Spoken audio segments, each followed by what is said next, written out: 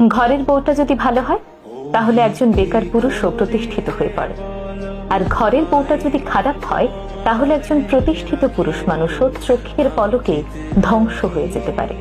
হ্যাঁ, ছেলেদের জন্য বউটা আসলেই ম্যাটার করে।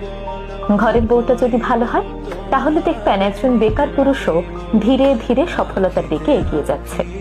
কারণ একজন জীবন সঙ্গিনী শুধুমাত্র পাশেই থাকে না, বরং তার অদৃশ্য শক্তি দিয়ে স্বামীর সকল হতাশাগুলো দূর করে তাকে সফলতার দিকে নিয়ে যায়। স্বামীকে ধৈর্য দেয়, সাহস যোগায়, তার খারাপ সময়গুলোতে ধৈর্য ধরে তার পাশে থেকে সেই সময় মোকাবেলায় সাহায্য করে। ফলে ছেলেরা ভেতর থেকে অন্যরকম একটি শক্তি অনুভব করে, আর এই শক্তি তাকে ঠেলে সফলতার দিকে নিয়ে যায়। অপরদিকে ঘরের বউটি যদি চরিত্রের দিক থেকে খারাপ হয়, নেতিবাচক মনোভাবের হয়, তাহলে একজন প্রতিষ্ঠিত পুরুষও ভেতর থেকে ভেঙে পড়ে।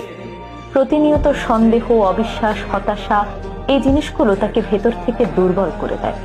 ফলে তিনি ধীরে ধীরে তার কর্মস্পৃহা হারিয়ে ফেলেন এবং জীবনযুদ্ধে অনেকটাই পিছিয়ে পড়েন।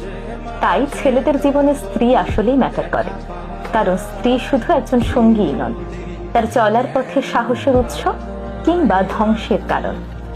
একটি সম্পর্কের সৌন্দর্য তখনই ফুটে ওঠে যখন একজন আরেকজনের শক্তি হন। তাই বিয়ে শুধুমাত্র সামাজিক দায়িত্ব নয়, বিয়ে জীবনের সবচেয়ে গুরুত্বপূর্ণ সিদ্ধান্ত।